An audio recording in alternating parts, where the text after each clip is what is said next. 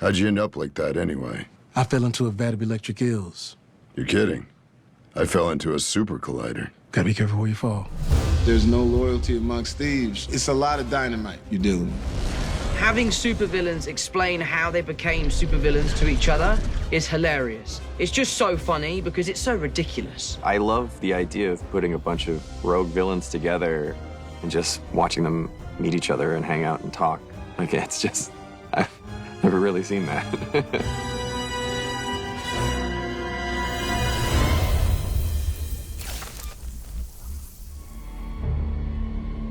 It was just thinking about what would be fun to see, visual combinations that you never thought you would see. Who are these guys? How great would it be to see Alfred Molina again? You get to see Willem Dafoe without the mask, having Jamie get to come in and make him not blue. You make me sick. Leave me alone. Hiding in the shadows. Norman Osborn, Green Goblin is just like, I mean, to see him work when we're on the set in, gods don't choose, we take. And you go like, oh, shit. And that cackle. I was like, oh, I mean, that's real. You know, I forgot I was in the movie. I'm sitting there with my popcorn like, this motherfucker's good. Willem is just fearless, and Willem doesn't give a flying whatever. I'm doing this. He's just like so unself-conscious as an actor, just totally free, and that's the dream. It's one of the most surreal experiences I've ever had in my life. When he becomes the Goblin, he is terrifying. And in the rehearsal, he starts doing the laugh and he's saying all of this different stuff about how much he hates Peter Parker. And we're doing this fight scene. And I just became like a 5-year-old kid again, watching him in the theater.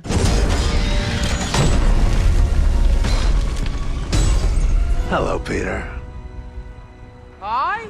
Alfred was blown away by the advancement in technology. When he made Spider-Man 2, his arms were puppets. We had 4 or 5 guys moving him around at a time. Alfred, you know, as Octo is just, to watch him work, he's so funny.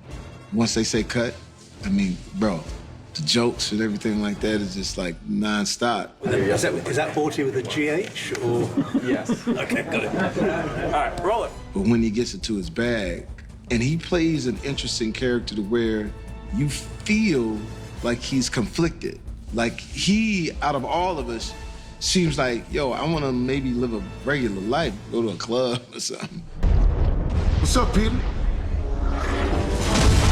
How you like the new? Jamie, he's so inventive, he's so creative. He has the crew laughing constantly. He's a great storyteller, and he's the complete character. The sequence where he thinks that Andrew was going to be black, like, that's all just Jamie improvising. That's not written. Oh, man, I'm sorry. I don't apologize. There's gotta be a black Spider-Man somewhere out there. And it adds so much humor and so much love and life that I would work with Jamie Foxx on anything. Honestly, I love the man so much. Electro's waiting on something to break so he can say, oh, let me get in, let me get mine. So that sets the table for something very interesting. All of those villains in an apartment that Peter takes him to, I mean, that's like smoking a cigarette at the gas station, pumping the gas, you know? So it's an exciting thing. Oh my God. What have you done? I liked you better before.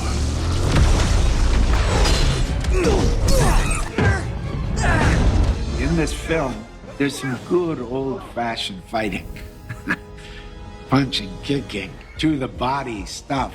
I'm still not admitting that I'm too long in the tooth to do this stuff, so I still enjoy doing it. So to do this physical stuff was important to me. He is still in incredible shape.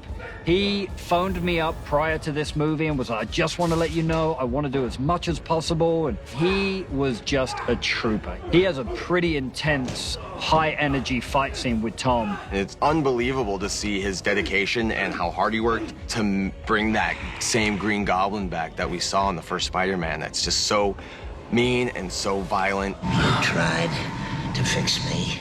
Now, I'm gonna fix you. I was so impressed with him and just his ability to have that kind of energy during something like that.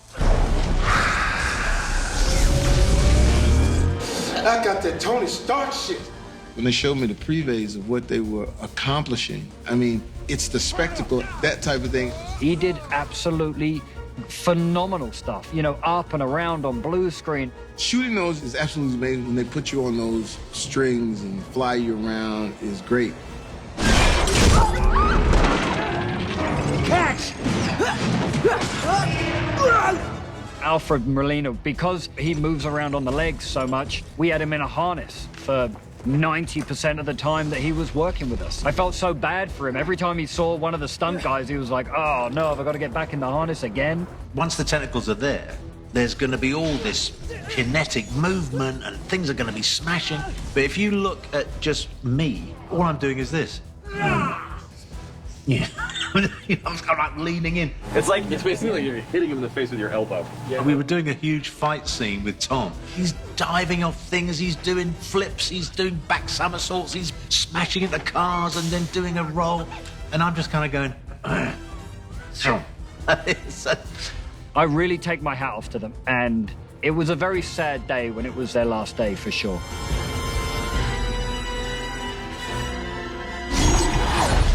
There's so many great actors that have been in these movies, and to be able to bring them all together and to find a way to finish their storylines maybe in a different way. They're all sort of the victims of accidents, of technological mistakes. To use that as an entry point to telling a story about the idea of second chances, and it took a second, but eventually it all clicked.